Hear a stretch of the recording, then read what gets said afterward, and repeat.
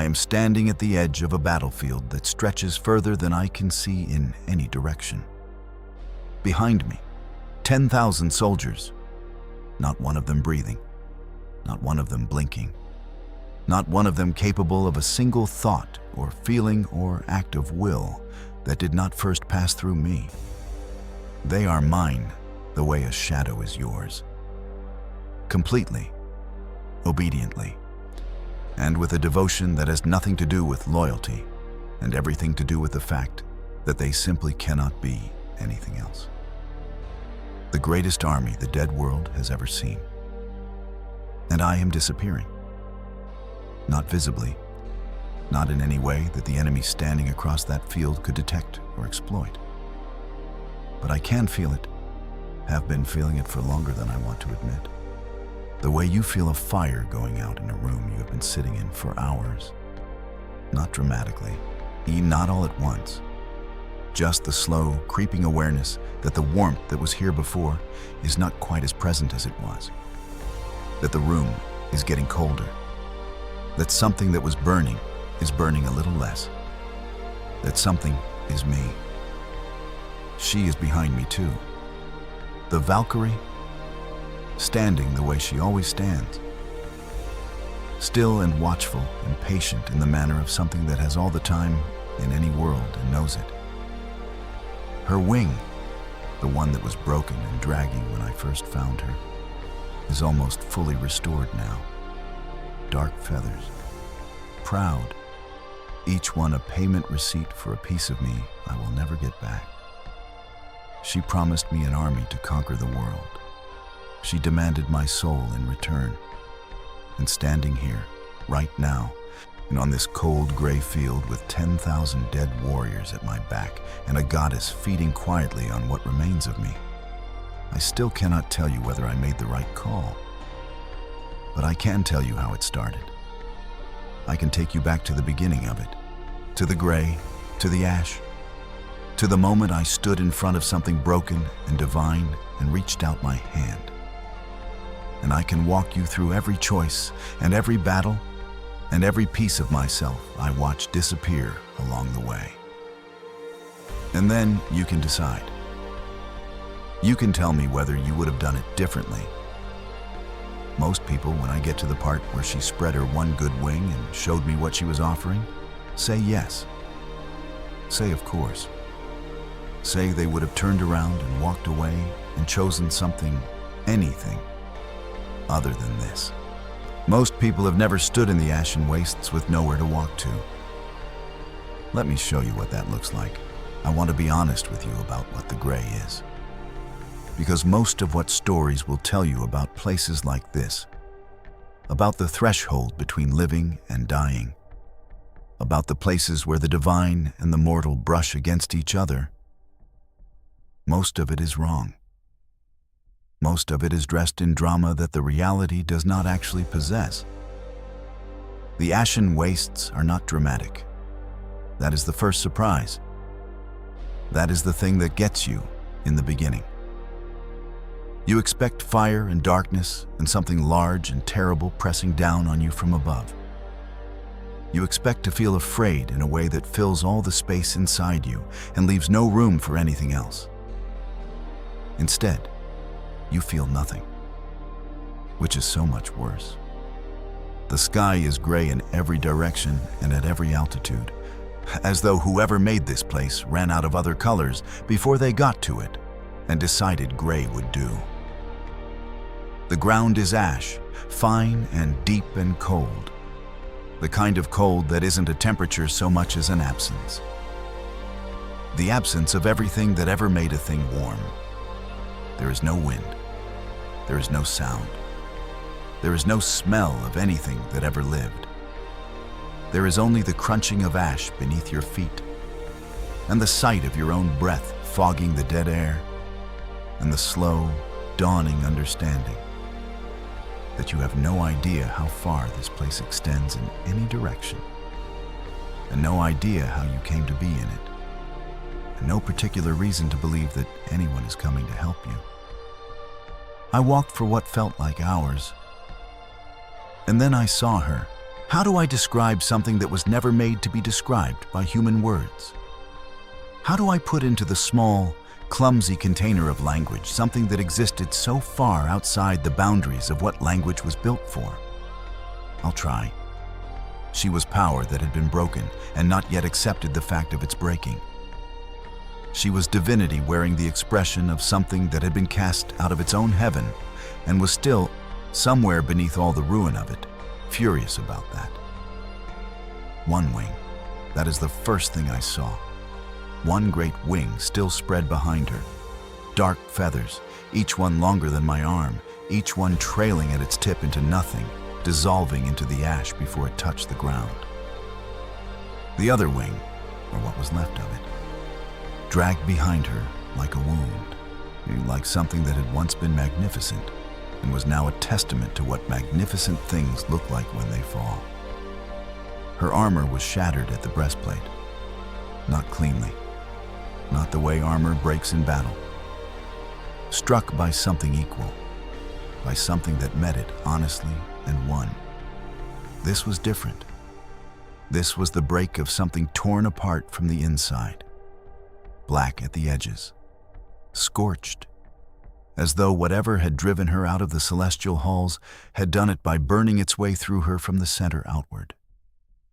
And her eyes, pale silver, like ice that has been there so long it has forgotten it was ever water.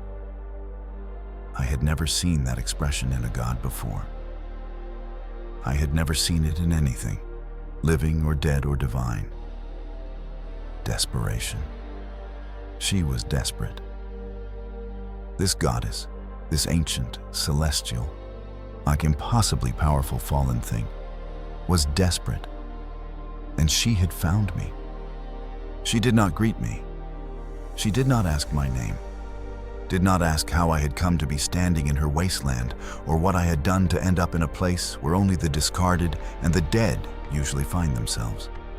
She simply looked at me the way a drowning woman looks at a rope, as though I were the only useful thing in a world that had run out of useful things. And she spoke 4 words. I need a commander. That was it. No preamble, no explanation, no attempt to make the proposition sound like anything other than what it was. A fallen goddess in a dead wasteland telling a lost and bewildered mortal exactly what she needed from them. I should have run. I want to acknowledge that.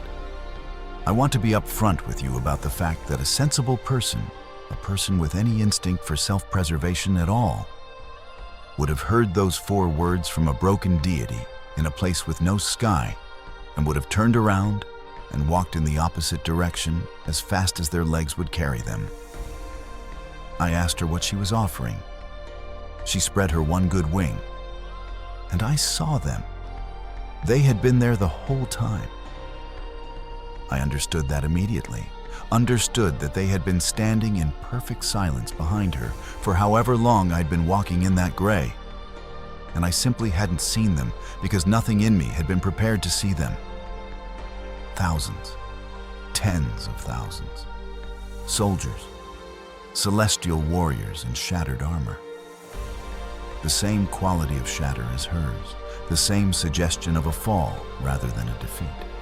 Riders on horses made entirely of smoke and cold light.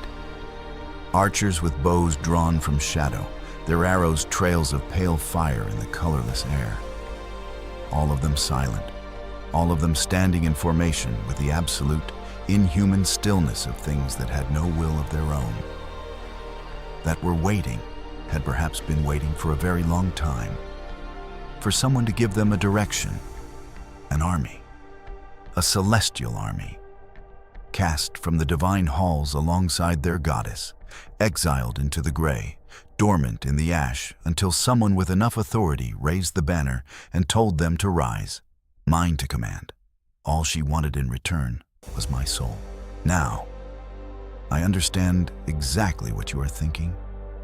You are thinking that is an obvious trap, that any rational person standing in that wasteland with a broken goddess in front of them and 10,000 ghost soldiers behind her would look at the offer an army in exchange for your soul, and understand immediately that nothing good comes from that kind of trade. That the correct response is no.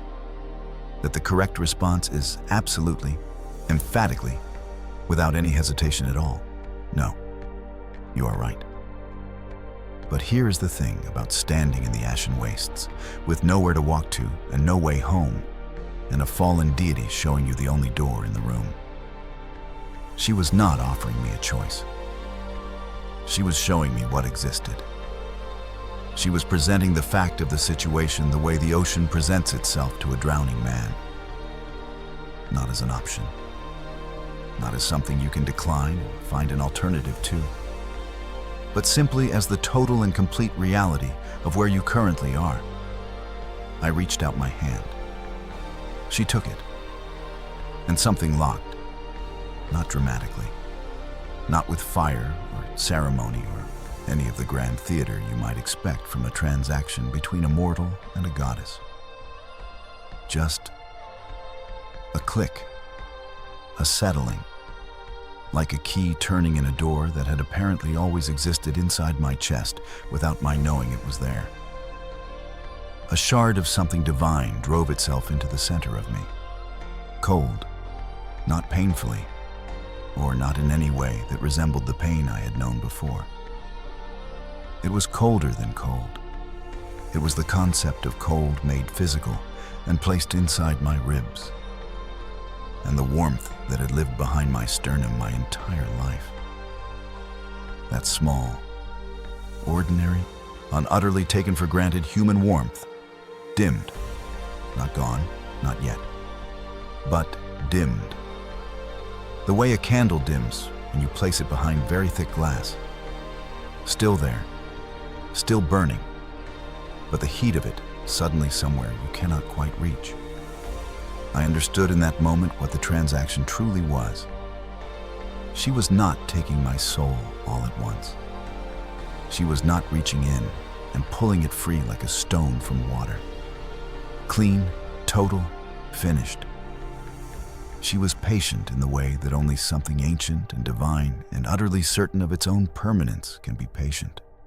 She was going to take it piece by piece. One fragment for every battle.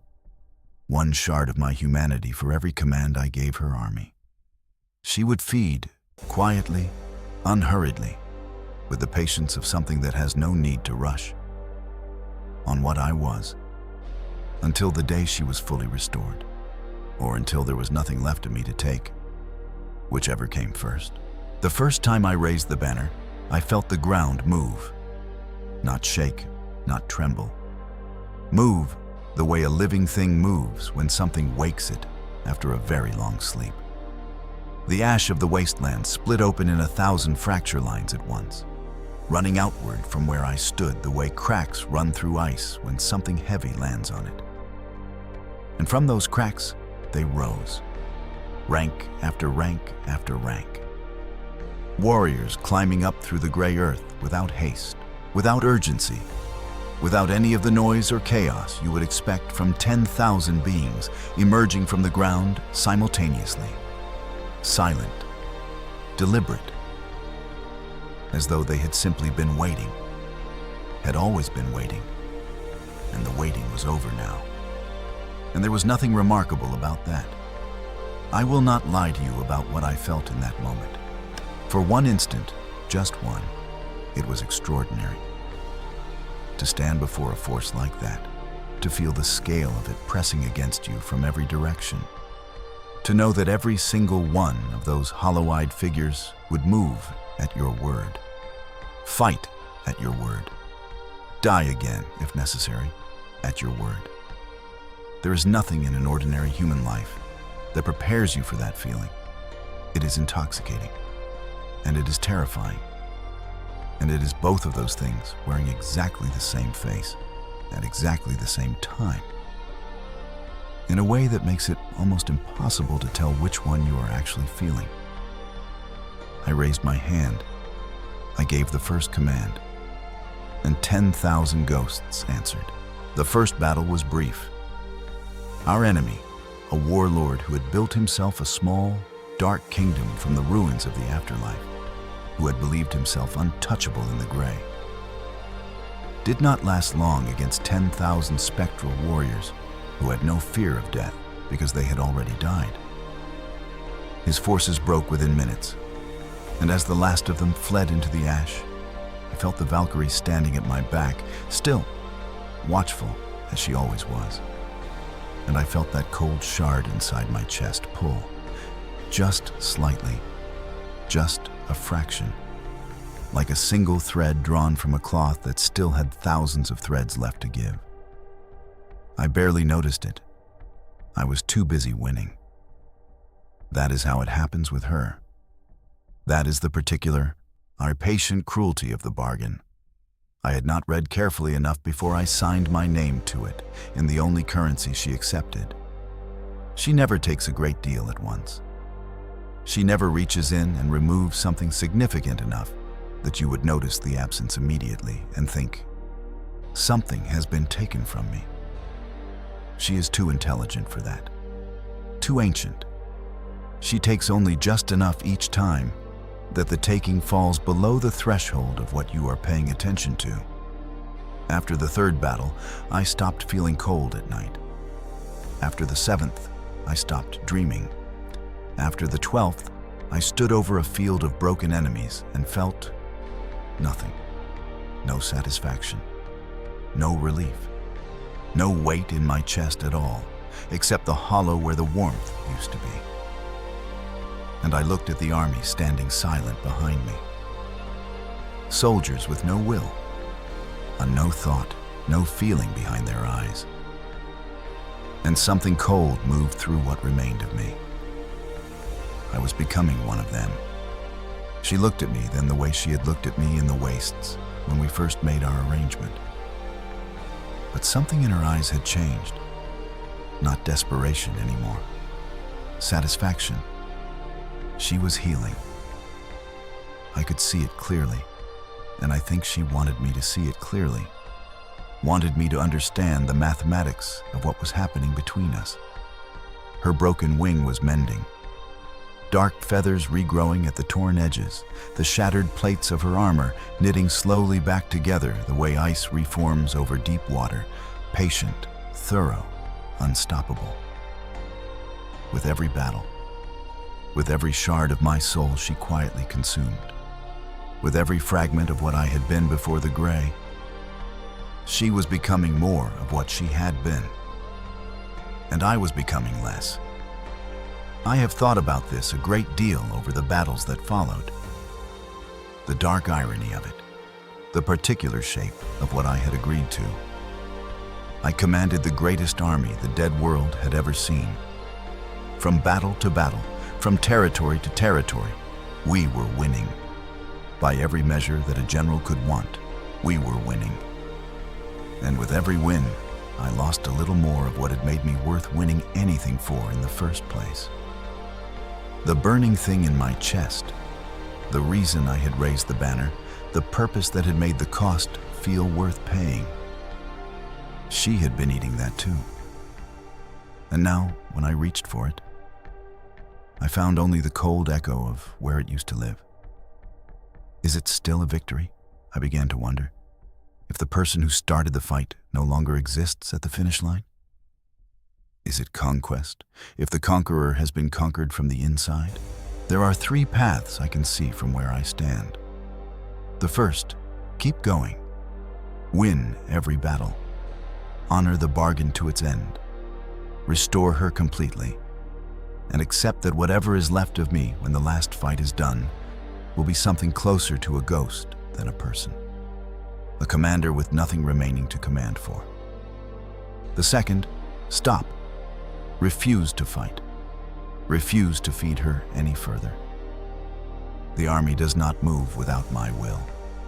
She cannot complete her restoration without my battles. And so we would stay here together, stranded in the gray, in the ash, in the space between everything and nothing. Neither of us moving forward, neither of us ending. That option has a particular appeal on bad days. I will tell you that honestly. And the third, The third is the one I return to in the hours when I still have enough of myself left to think carefully. The possibility that somewhere in this dead world, there is a way to break the bargain, to take back what has been taken piece by piece, to find something she wants more than my soul. She chose me for a reason. I have become certain of that. Out of every wandering soul that has ever stumbled into the ashen wastes, every lost thing, every broken warrior, every ordinary person who ended up somewhere far beyond the boundaries of their ordinary life, she chose me. And I do not think a fallen goddess chooses carelessly. Not even a desperate one. Not even one with a broken wing dragging through the ash and an army that has been waiting in the cold ground for who knows how long. She saw something in me. Something she decided was worth consuming slowly rather than all at once. Something worth keeping, or at least worth keeping functional, rather than simply taking and moving on. I do not know what that something is, but I intend to find out before she finishes taking it. I want to ask you something, and I want you to actually sit with it before you answer. Is a life that belongs to another truly a life at all? I have turned that question over in the dark for longer than I care to tell you. I have sat with it on the edge of battlefields and in the silence after victories that felt like nothing. I have let it arrive uninvited into the middle of moments that would have been good moments if I had still been the kind of person who could have good moments uncomplicated by the awareness of what I owe and to whom I owe it. Here is what I have come to. Every life has a claim on it. That is the truth that took me longest to see. The truth that changed everything once I finally stopped fighting it long enough to let it in. We are none of us free. We are none of us moving through our lives unclaimed, untethered, belonging entirely to ourselves. The people who love us have a claim on us. The places that made us have a claim on us. The histories in our bones and the languages in our mouths. They have claims on us. We do not float above all of that. We are held by it. We are, in some essential sense, made of it. The question is not whether you will be claimed. The question is, by what and toward what end? She claimed me for something larger than myself. For a war that was already ancient before I was born. For an army that needed a living heart at its head, not a ghost, not another hollow soldier, but something with enough soul still in it to give the whole machine a direction. That is what she saw in me, I think. Not strength, not strategy. Not any particular quality of leadership or courage or tactical intelligence, but just enough soul to spend. Enough of it to fuel what she needed fueled, spread across enough battles to see her home. Whether there is anything of me left when she gets there. That was never part of the arrangement. I am not going to tell you I chose this. I didn't. I never had a choice in any of it. Not the gray, not the wasteland, not the broken goddess and her patient hunger and her 10,000 waiting ghosts. But I will tell you something I could not have told you at the beginning of this. The wasteland stretches out before us. The next battle is coming. I can feel it in the hollow of my chest, the way you feel a storm before it arrives. And I will lead this army into it, because that is the bargain, and I have not yet found the way out of it. But I am looking. Because here is the thing she did not account for when she made her careful, patient, piece-by-piece plan for consuming everything I am. The part of me that is looking. The part that is still asking questions and still turning the problem over and still refusing to simply become another hollow figure standing in perfect silence waiting for a command. That part is still here. Every battle she takes a thread. Every victory she feeds. And I grow quieter and colder and further from the ordinary person I was in the life before the gray. But I am still here. And a commander with nothing left to fight for is just another ghost. And I refuse, with whatever warmth remains behind that thick glass in my chest, to become something that fits so neatly into her collection. She promised me an army to conquer the world. She demanded my soul in return. She is getting her restoration, piece by piece, battle by battle, the way she always intended. But I intend to still be something. Still be someone when it is over. The banner rises. The ghosts move. The Valkyrie watches from behind me with those pale silver eyes and that expression that has shifted slowly over all these battles, from desperation to satisfaction. And I walk forward into the gray. Because you cannot conquer a world by standing still. And because somewhere out there in the ash and the cold and the colorless, endless, dead expanse of this place, there is a way out of this bargain. And I am going to find it before she finishes finding me.